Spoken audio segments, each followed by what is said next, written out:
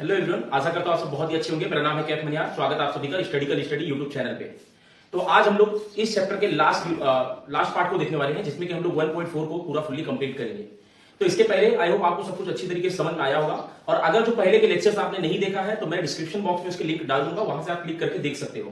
तो चलिए इस लेक्चर को शुरू करते हैं। लेकिन इस लेक्चर को शुरू करने से पहले, यानी कि इसके प्रैक्टिस सेट के क्वेश्चन को सॉल्व करने से पहले आपको एक थ्योरम के बारे में पता होना चाहिए, जो कि है theorem of area of similar triangle. तो ये क्या होता है देखते हैं। तो आज हम लोग देखने वाले हैं theorem of area of similar triangle. तो देखते हैं theorem of area of similar triangle क्या होता है। Theorem of area of similar triangle. अगर जो कोई दो ट्रायंगल सिमिलर हो, जैसे मैंने मान लिया कि एक ट्रायंगल है, ठीक है, इसका नाम है ए बी सी। एक दूसरा ट्रायंगल है, इसका नाम है एक्स वाई जेड। इसका नाम हो गया एक्स वाई जेड। इस तरीके से मैंने सपोज कर दिया दो ट्रायंगल है, और अभी हम लोग मान लेते हैं कि ये सिमिलर है, ठीक है, क्योंकि आपको जब कभी भी ये थ्योरम दिया रहेगा या इस थ्योरम के बेसिस पे क्वेश्चन दिया रहेगा तो आपको सिमिलर वो ट्रायंगल दिया होगा। सो मैंने मान लिया कि जो ट्रायंगल ए बी सी है वो सिमिलर है एक्स वाई जेड से। तो अगर जो दोनों ट्रायंगल सिमिलर होंगे तो उनके एरिया का रेशियो क्या होगा वो देखो। Area of triangle A B C upon area of triangle X Y Z is equal to. तो अब आपको याद रखना है कि जब कभी दो ट्रायंगल्स सिमिलर हो तो उनके एरिया का रेशियो बराबर होगा उनके करस्पॉन्डिंग साइड्स के रेशियो के स्क्वायर के बराबर। नहीं समझा? देखो, ये दो ट्रायंगल हो गया एबीसी एक्स वाई जेड। अगर जैसे करस्पॉन्डिंग साइड की बात करूं तो ये इसका करस्पॉन्डिंग ये हो गया, इसका करस्पॉन्डिंग ये हो गया, मान लो ऐसे, ठीक है, इसका करस्पॉन्डिंग ये हो गया। सो इनके जो एरिया का रेशियो होगा उनके करस्पॉन्डिंग साइड्स के रेशियो के स्क्वायर के बराबर होगा। सो इसका करस्पॉन्डिंग साइड एबी का पूछूं तो क्या हो जाएगा, एबी अपॉन एक्स वाई हो जाएगा, उनके रेशियो के स्क्वायर के बराबर। तो ये किसके बराबर हो जाएगा, area of triangle ABC upon area of triangle X Y Z is equal to AB upon X Y का होल स्क्वायर के बराबर होगा। करस्पॉन्डिंग साइड मतलब ये भी हो सकते हैं बीसी अपॉन वाई जेड के स्क्वायर के भी बराबर हो सकता है। ये और किसके बराबर हो सकता है, एसी अपॉन एक्स जेड के स्क्वायर के भी बराबर हो सकता है। तो यही है आपका theorem of area of similar triangle. मतलब अगर जो दो ट्रायंगल सिमिलर हो तो उनके एरिया का रेशियो क्या होगा। तो आपको क्या याद रखना है कि theorem of area of similar triangle क्या कहता है कि अगर जो दो ट्रायंगल सिमिलर हो तो उनके करस्पॉन्डिंग साइड्स के रेशियो के स्क्वायर के बराबर, क्या बोल रहा हूं, उनके करस्पॉन्डिंग साइड्स के रेशियो के स्क्वायर के बराबर उनका एरिया होगा। तो इसको मैं रफ करता हूं, कुछ बेसिक्स क्वेश्चन दिए इसके ऊपर, उसको सॉल्व करते हैं। टेंशन लेने की बात नहीं है, बहुत ईजी होता है इस तरीके का क्वेश्चन। और एक चीज और मैं आपको बता दूं कि यहां से एक क्वेश्चन आपको डेफिनेटली बोर्ड के अंदर देखने मिलेगा ही मिलेगा इस थ्योरम के बेसिस पे, ठीक है, गारंटी एक क्वेश्चन आपको देखने मिलेगा ही मिलेगा। तो चलिए देखते हैं। और अगर जो आपने कभी बोर्ड का पेपर देखा होगा अभी तक, जैसे इंटरनेट वगैरह पे, तो आपको एक आध क्वेश्चन तो area of theorem of area of similar triangle का मिल ही गया होगा। तो पहला क्वेश्चन दिया हुआ है कि ratio of corresponding sides of triangle be 3:5। दो ट्रायंगल है, उनके करस्पॉन्डिंग साइड्स का जो रेशियो दिया हुआ 3:5 दिया है। Then find the ratio of their areas, उनके एरिया का रेशियो फाइंड आउट करना है। तो ध्यान से देखो, दो ट्रायंगल है, हाँ, हम लोग सॉल्यूशन स्टार्ट करते हैं। चलो पहले मैं क्वेश्चन आपको अच्छी तरीके से समझा देता हूं, तब हम लोग सॉल्यूशन पे जाएंगे। वहां पे दिया हुआ है आपको कि दो ट्रायंगल है वो आपस में सिमिलर है। चलो मैंने मान लिया कि एक ट्रायंगल ये हो गया, इसका नाम मैंने दे दिया ए बी सी, और दूसरा ट्रायंगल है एक्स वाई जेड। आपको दिया हुआ है कि ये सिमिलर है, और अगर जो ये सिमिलर है तो अभी मैंने बताया कि किसी भी दो ट्रायंगल अगर जो सिमिलर है तो उनके एरिया का रेशियो उसके करस्पॉन्डिंग साइड्स के रेशियो के स्क्वायर के बराबर हो जाता है। तो उनके करस्पॉन्डिंग साइड्स जो दिए हैं वो दिए हैं 3:5। पहले मैं मान लेता हूं कि जो ए बी है वो छोटा है as compare to A B greater than X Y Z. So इसका जो एक साइड होगा, चलो मैं मान लेता हूं बीसी, तो वो 3 हो जाएगा, और ये कितना हो जाएगा 5 हो जाएगा। बस मैं समझाने के लिए बोल रहा हूं, ऐसा कुछ है नहीं, ठीक है। तो हम लोग क्या मान लेते हैं कि let two triangle B X Y Z and ABC. दो ट्रायंगल हम लोग मान लेते हैं कि एक्स वाई जेड है, दूसरा क्या है एबीसी है, और उसमें से मान लेते हैं कोई एक बड़ा है और एक दूसरा कोई क्या है छोटा है। उनके करस्पॉन्डिंग साइड्स का रेशियो क्या दिया है 3:5। 3:5 उनके करस्पॉन्डिंग साइड्स का रेशियो लिखेंगे, स्क्वायर निकालेंगे, अपने को आंसर मिल जाएगा। तो चलिए स्टार्ट करते हैं। यहां पर मैं लिख लेता हूं let two triangles be ABC, एक ट्रायंगल एबीसी मान लो, एंड एक्स वाई जेड। और यहां पे सपोज कर लो आप कि ABC is greater than X Y Z, ठीक है। एबीसी को आप एक्स वाई जेड से बड़ा मान लो। और एक चीज मान लो, लेट देयर करस्पॉन्डिंग, उनके करस्पॉन्डिंग साइड भी कुछ मान लो। तो इसका मैं एबी ले लेता हूं, और उसका क्या हो जाएगा एंड एक्स वाई। अब यहां पे मैंने क्या मान लिया है, एक मिनट, अपने को 3:5 दिया ना, तो ये काम करो, एक्स वाई जेड को आप बड़ा मान लो, X Y Z is greater than ABC. ये मैंने क्या किया, सपोज कर लिया है। अब इनके एरिया का रेशियो क्या होगा, area of triangle ABC upon area of triangle XYZ is equal to AB upon XY के स्क्वायर के बराबर होगा, उनके रेशियो के स्क्वायर के बराबर होगा। और ये क्यों बराबर होगा, तो आप रीजन क्या लिखोगे, theorem of area of similar triangle, ठीक है, ये इसका क्या हो गया, रीजन हो गया। सो यहां से आपको दिया हुआ है AB, मैंने क्या माना है, AB और XY क्या है, करस्पॉन्डिंग साइड्स है। सो ये वाले ट्रायंगल को मैंने बड़ा मान लिया XY को। सो यहां पे क्या हो जाएगा, देखो इसका करस्पॉन्डिंग साइड दिया होगा 3, मतलब AB क्या हो जाएगा 3 हो जाएगा, XY क्या हो जाएगा 5 हो जाएगा, इनका स्क्वायर है। इसको जब आप सॉल्व करोगे तो आपको मिल जाएगा 9:25। सो इसके एरिया का रेशियो क्या हो जाएगा, area of triangle ABC upon area of triangle XYZ is equal to 9:25। यहां से अपने को सॉल्यूशन ये मिल गया। तो बहुत इजी क्वेश्चन था, आपको भी लगा होगा अच्छी। सो टेंशन लेने की बात नहीं, अगर जो थोड़ा मतलब डिफिकल्ट लग रहा है, डिफिकल्ट है नहीं, लेकिन फिर भी अगर जो आपको लगता है तो टेंशन लेने की बात नहीं, आप इसको प्रैक्टिस करोगे तो आपको बहुत इजी लगने लग जाएगा। तो इसको हम लोग रफ करते हैं, दूसरे क्वेश्चन को देखते हैं जरा क्या दिया हुआ है।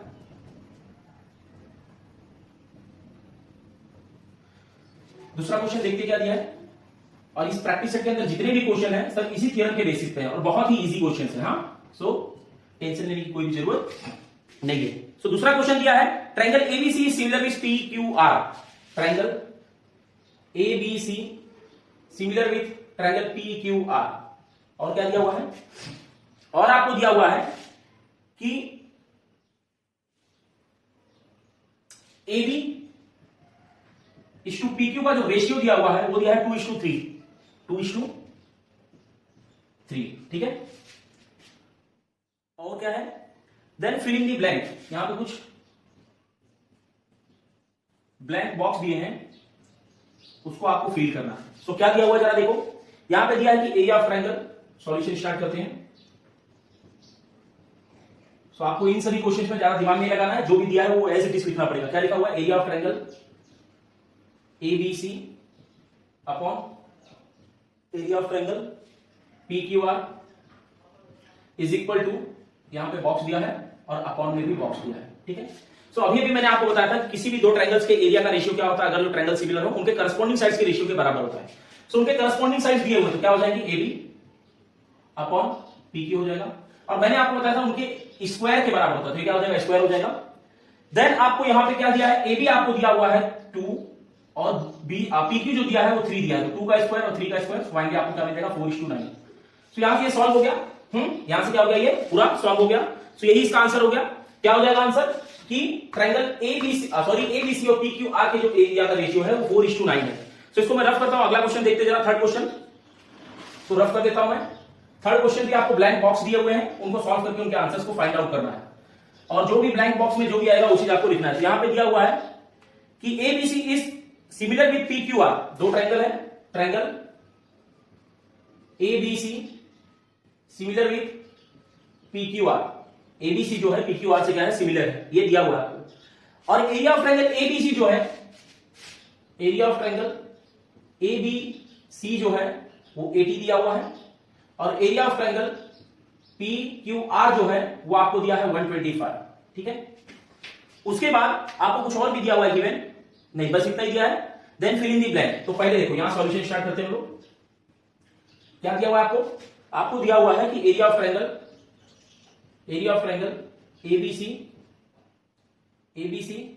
अपॉन में डैश करके दिया हुआ है इज इक्वल टू 80 अपॉन 125, ये चीज आपको। चलो मैं ब्लैंक बॉक्स पहले पूरा लिख देता हूं, देन हम लोग आगे का सॉल्व करेंगे। तो आपसे पूछा है AB अपॉन PQ, ये चीज आपको फाइंड आउट करना है। तो चलो देखते हैं जरा। सो जरा ध्यान से देखना, आपको ये चीज फाइंड आउट करना है, ठीक है। Therefore find AB upon PQ, देखते हैं।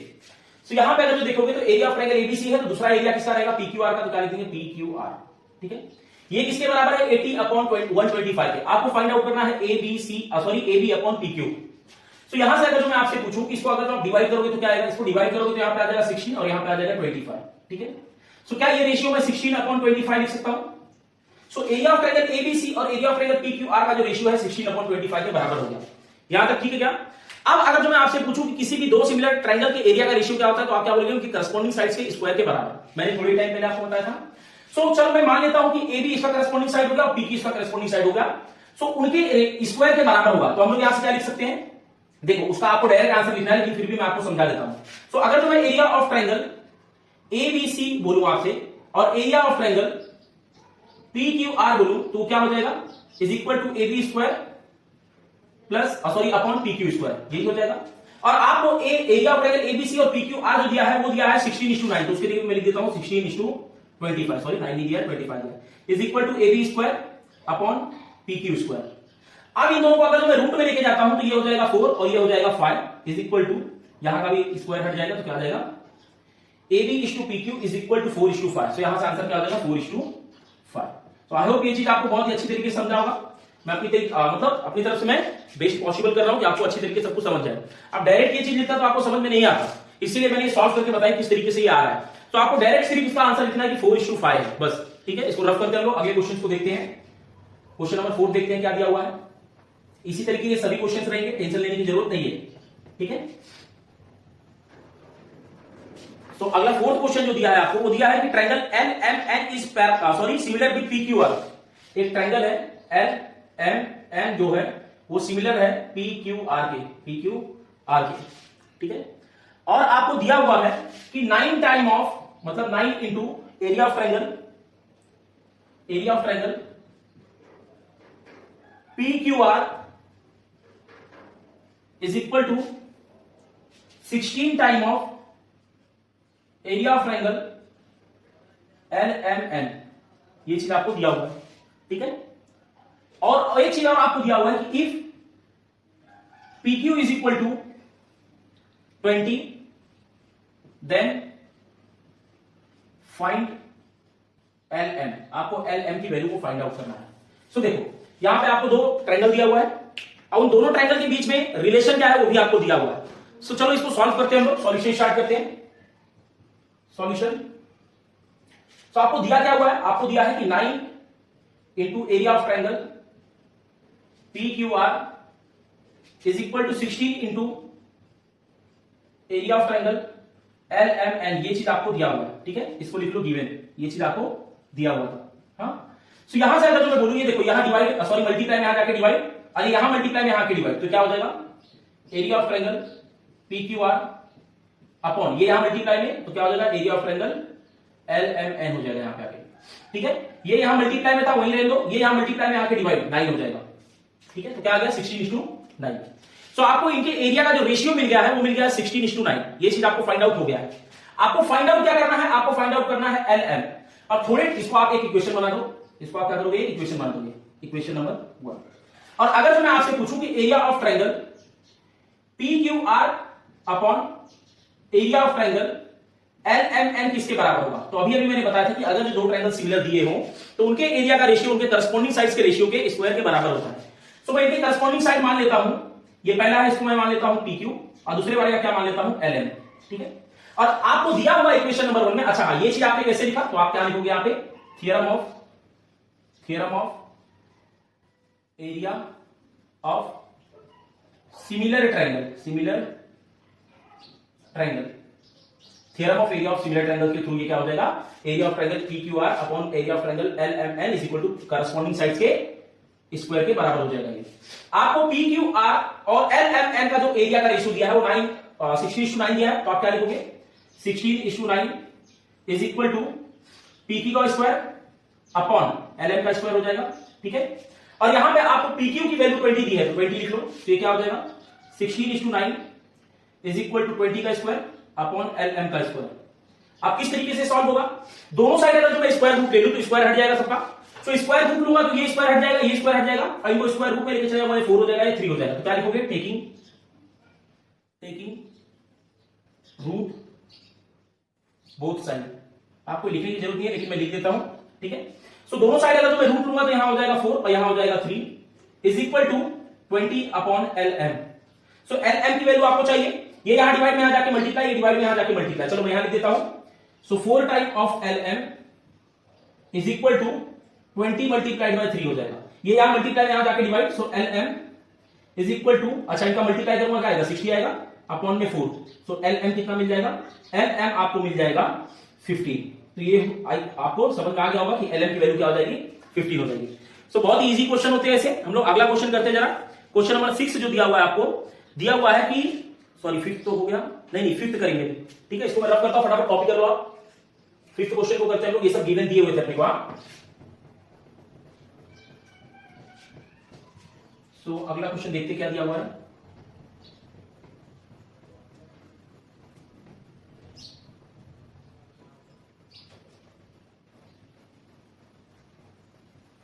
तो अगला क्वेश्चन जो है फिफ्थ वाला अपना, वो कुछ इस तरीके से दिया है कि एरिया ऑफ टू ट्रायंगल, दो ट्रायंगल का एरिया दिया हुआ है, एक है 225 और दूसरा है 81, ठीक है। ये आपको गिवन दिया हुआ है।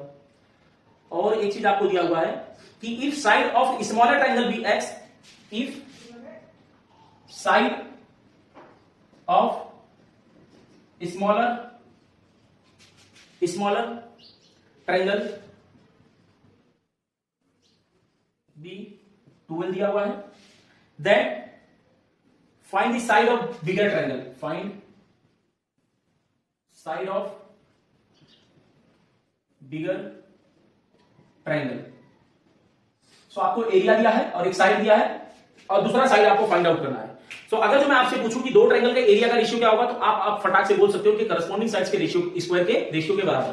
तो स्टार्ट करते हैं हम लोग सॉल्यूशन। मान लेते हैं कि जो बिगर ट्रायंगल है, late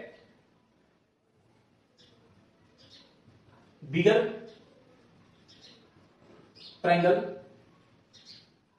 B ABC and smaller triangle be XYZ, ठीक है। ये मैंने मान लिया। एंड देयर करस्पॉन्डिंग साइड्स, इनके करस्पॉन्डिंग साइड्स जो है मैं मान लेता हूं बी, पहले वाले का AB मान लेता हूं एंड दूसरे वाले का XY मान लेता हूं। सो अब अगर जो मैं आपसे पूछूं कि area of triangle ABC upon area of triangle XYZ जो है किसके बराबर होगा, सो वो किसके बराबर हो जाएगा, area of triangle ABC upon area of triangle XYZ जो है वो हो जाएगा AB अपॉन XY के स्क्वायर के बराबर। कैसे, थियरम ऑफ, या पूरा लिखना एरिया ऑफ सिमिलर ट्रायंगल, ठीक है, theorem of area of similar triangle. तो आपको एरिया जो है बिगर वाले ट्रायंगल का वो कितना दिया है, बिगर वाले ट्रायंगल का आपको दिया है 225। तो उसको आपको लिख लेते ऊपर। तो देखो ऐसा हो सकता है कि इसका जो रेशियो का आंसर आएगा वो ऊपर नीचे हो जाए, बाकी सॉल्यूशन टेंशन लेने की जरूरत नहीं है। अब अगर जो मैं पहले वाले को बड़े वाले को ऊपर लिखूंगा तो जो नीचे आपका आएगा वो ऊपर आ जाएगा, कुछ टेंशन, मैं लास्ट में आपको समझाता हूं क्या होगा डिफरेंस इसमें। सो ABC जो है उसको मैं लिख लेता हूं 225, ठीक है। और XYZ जो है वो दिया है 89 is equal to AB square upon XY square. अब दोनों साइड अगर तो हम लोग रूट ले लेंगे, चलो इसको मैं क्या करता हूं, कन्वर्ट कर देता हूं स्क्वायर में। ये क्या 225 जो 15 का स्क्वायर होता है और 89 जो होता है 9 का स्क्वायर, 81 जो होता है 9 का स्क्वायर होता है, AB square upon XY square. अब दोनों साइड अगर मैं रूट ले लूंगा तो क्या हो जाएगा, therefore 15 upon 9 is equal to AB upon XY हो जाएगा। और यहां पे आपको जो स्मॉलर साइड जो दिया है वो दिया है 12। सो स्मॉलर साइड किसका होगा, जो स्मॉलर ट्रायंगल होगा। स्मॉलर ट्रायंगल मैंने XYZ को माना है, तो यहां पे क्या आ जाएगा 15 upon 9 is equal to AB upon XY, क्या हो जाएगा 12 हो जाएगा। सो इसको सॉल्व करो जरा, ये यहां डिवाइड में आके मल्टीप्लाई, चलो मैं यहां सॉल्व करता हूं। क्या हो जाएगा AB की value, AB is equal to, ये यहां डिवाइड में यहां जाके मल्टीप्लाई, तो 15 मल्टीप्लाइड बाय 12 और अपॉन में क्या हो जाएगा 9 हो जाएगा, ठीक है। सो इसको सॉल्व करोगे, देखो 3 3 जा 9, 3 4 जा 12, 3 1 जा 3, 3 5 जा 15। सो यहां से आपको AB की वैल्यू मिल जाएगी, therefore value of AB is equal to 20, ठीक है। अब अगर जो सेंटीमीटर में दिया होगा तो सेंटीमीटर में हो जाएगा, और कोई भी यूनिट नहीं दिया होगा तो क्या हो जाएगा, यूनिट में हो जाएगा, ठीक है। सो अब मैं क्या करता हूं, 6 क्वेश्चन को बताता हूं आपको किस तरीके से सॉल्व करेंगे, इसको मैं रफ करता हूं। तो अब देखो, हाँ मैंने क्या बोला था कि इसको अगर जो ऊपर नीचे हो जाएगा, जैसे मैंने क्या लिखा ABC अपॉन XYZ लिखा, ठीक है। और यही अगर जो आपसे मतलब एग्जाम में बोला रहेगा या आपने कुछ ऐसा कर दिया कि नीचे वाले रेशियो को ऊपर लिख दिया, ऊपर वाले रेशियो को नीचे लिख दिया, तो इसका जो आंसर हो जाएगा ये वाला नीचे आ जाएगा, ये वाला ऊपर चले जाएगा। तो आपको टेंशन लेने की जरूरत नहीं है, आपका जो आंसर है वो 20 ही है, कोई टेंशन वाली बात नहीं है। तो अगला क्वेश्चन जो अपने को 6 क्वेश्चन दिया है, कुछ दिया है कि ABC और जो दोनों ट्रायंगल है वो इक्विलेटरल ट्रायंगल है। चलो मैं इसको रफ करता हूं, फिर क्वेश्चन आपको समझाता हूं। दो ट्रायंगल दिए हुए हैं आपको ABC और DEF, और वो दोनों ट्रायंगल जो है इक्विलेटरल ट्रायंगल है। सो अगर जो दो ट्रायंगल इक्विलेटरल ट्रायंगल है तो दिखने में तो एकदम सेम होंगे, मतलब कैसे होंगे, सिमिलर ट्रायंगल होंगे, ठीक है। कैसे ट्रायंगल होंगे वो? Similar triangle. सिंपल सी बात है, उसका नाम दिया हुआ है सिमिलर, तो वो सिमिलर होंगे। तो क्या दिया हुआ है? एक ट्रायंगल है एबीसी और डीईएफ दिया हुआ है, वो दोनों ट्रायंगल जो है इक्विलेटरल ट्रायंगल है।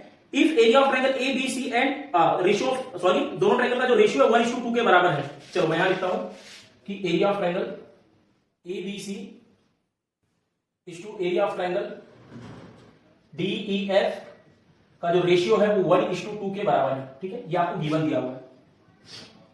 और आपको एबी की जो वैल्यू दी है वो है 4, आपको डीई की वैल्यू को फाइंड आउट करना है। ठीक है, डीई आपको क्या करना है? फाइंड आउट करना है। चलो स्टार्ट करते हैं, जरा देखते क्या आता है। तो यहां पे दो ट्रायंगल आपको दिया हुआ है, उनके एक साइड का वैल्यू दिया है, दूसरे साइड का वैल्यू को फाइंड आउट करना है। सो अगर जो मैं आपसे एरिया ऑफ ट्रायंगल मतलब पूछूं तो क्या हो जाएगा? Ratio of area of triangle is equal to ratio of their corresponding sides का स्क्वायर। ठीक है, तो सॉल्यूशन स्टार्ट करते हैं। सॉल्यूशन क्या हो जाएगा? इन ट्रायंगल, चलो ये लिखने की जरूरत नहीं, चलो लिख लेते हैं in triangle ABC and triangle DEF, both are equilateral, दोनों कैसे इक्विलेटरल ट्रायंगल है। therefore both triangle must be similar, दोनों क्या होंगे? सिमिलर होंगे। या ऐसे लिख लो, डेफिनेटली सिमिलर। वो कैसे होंगे? सिमिलर होंगे। सो अगर जो ये दोनों ट्रायंगल सिमिलर हैं तो एरिया ऑफ ट्रायंगल एबीसी और एरिया ऑफ ट्रायंगल डीईएफ जो होगा वो किसके बराबर होगा? उनके करस्पॉन्डिंग साइड्स के रेशियो। उनके करस्पॉन्डिंग साइड्स क्या लिए? पहले का एबी दिया है और दूसरे का आपको डीई दिया है, डीई लिख लो, ये हो जाएगा। इनके स्क्वायर के बराबर होगा। क्यों? Theorem of area of similar triangle, theorem of area of similar triangle. तो ये तो आपको पता चल गया। और आपको जो इनके एरिया का रेशियो दिया है 1:2 के बराबर दिया है। ठीक है, तो यहां पे अगर जो 1:2 दिया है तो यहां क्या लिख सकता हूं? 1:2 इज इक्वल टू एबी का स्क्वायर अपॉन डी का स्क्वायर। अब ये आपने 1:2 क्यों लिखा? क्योंकि आपको गिवन दिया हुआ था, तो यहां पे लिख दो गिवन। ठीक है, और आपको एबी जो दिया है वो 4 दिया है, 4 लिख लो वहां पे। सो 1:2 इज इक्वल टू 4 का स्क्वायर अपॉन में क्या है? अपॉन में है डी का स्क्वायर।